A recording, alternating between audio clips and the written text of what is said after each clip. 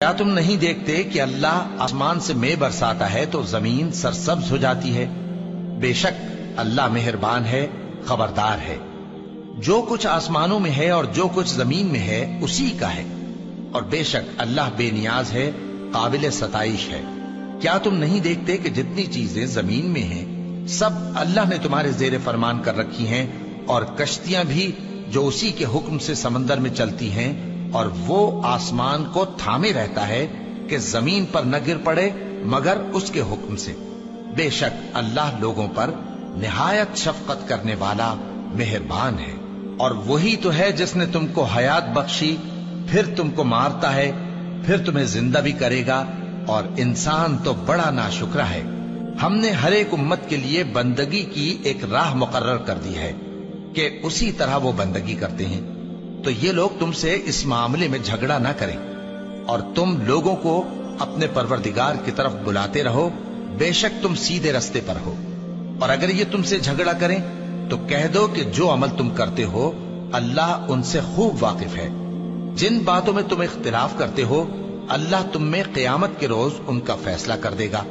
کیا تم نہیں جانتے کہ جو کچھ آسمان اور زمین میں ہے اللہ اس کو جانتا ہے؟ یہ سب کچھ کتاب میں لکھا ہوا ہے۔ بے شک یہ سب اللہ کو آسان ہے۔ اور یہ لوگ اللہ کے سوا ایسی چیزوں کی عبادت کرتے ہیں جن کی اس نے کوئی سند نازل نہیں فرمائی، اور نہ ان کے پاس اس کی کوئی دلیل ہے، اور ظالموں کا کوئی بھی مددگار نہیں ہوگا۔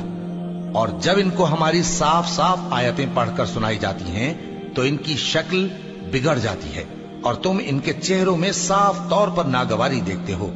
ایسا لگتا ہے کہ جو لوگ ان کو ہماری آیتیں پڑھ کر سناتے ہیں ان پر حملہ کر دیں گے۔ کہہ دو کہ میں تم کو اس سے بھی بری چیز بتاؤں، وہ دوزخ کی آگ ہے جس کا اللہ نے کافروں سے وعدہ کیا ہے، اور وہ برا ٹھکانہ ہے۔ لوگوں، ایک مثال بیان کی جاتی ہے، اسے غور سے سنو کہ جن لوگوں کو تم اللہ کے سوا پکارتے ہو وہ ایک مکھی بھی نہیں بنا سکتے اگرچہ اس کے لیے سب اکٹھے ہو جائیں، اور اگر مکھی ان سے کوئی چیز چھین لے جائے تو اسے اس سے چھڑا نہیں سکتے۔ طالب اور مطلوب یعنی عابد اور معبود دونوں گئے گزرے ہیں۔ ان لوگوں نے اللہ کی قدر جیسی کرنی چاہیے تھی نہیں کی۔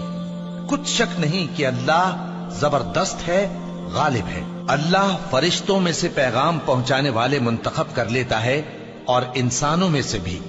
بے شک اللہ سننے والا ہے، دیکھنے والا ہے۔ جو ان کے آگے ہے اور جو ان کے پیچھے ہے وہ اس سے واقف ہے، اور سب کاموں کا رجوع اللہ ہی کی طرف ہے۔ مومنوں، رکوع کرتے اور سجدہ کرتے اور اپنے پروردگار کی عبادت کرتے رہو اور نیک کام کرو تاکہ فلاح پاؤ، اور اللہ کی راہ میں جہاد کرو جیسا جہاد کرنے کا حق ہے۔ اس نے تم کو منتخب کیا ہے اور تم پر دین کی کسی بات میں تنگی نہیں کی، اور تمہارے لیے تمہارے باپ ابراہیم کا دین پسند کیا۔ اسی اللہ نے پہلے یعنی پہلی کتابوں میں تمہارا نام مسلم رکھا تھا، اور اس کتاب میں بھی وہی نام رکھا ہے۔ تو جہاد کرو تاکہ پیغمبر تمہارے بارے میں گواہ ہوں اور تم لوگوں کے مقابلے میں گواہ رہو۔ سو مسلمانوں، نماز قائم کرو اور زکوٰۃ دو اور اللہ کے دین کی رسی کو پکڑے رہو، وہی تمہارا دوست ہے۔ سو وہ کیا خوب دوست ہے اور کیا خوب مددگار ہے۔